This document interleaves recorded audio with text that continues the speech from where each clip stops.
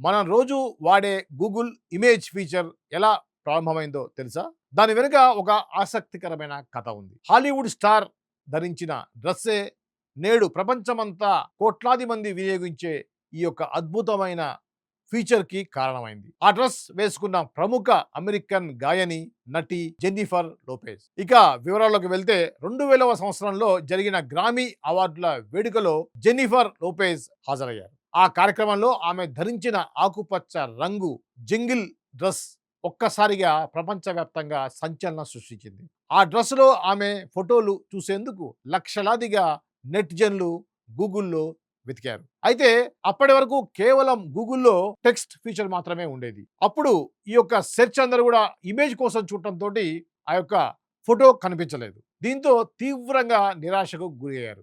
ఒక ఫోటో కోసం ఇంత భారీ స్థాయిలో సెర్చ్‌లు రావడంతో గూగుల్ యాజమాన్యం ఆలోచనలో పడింది.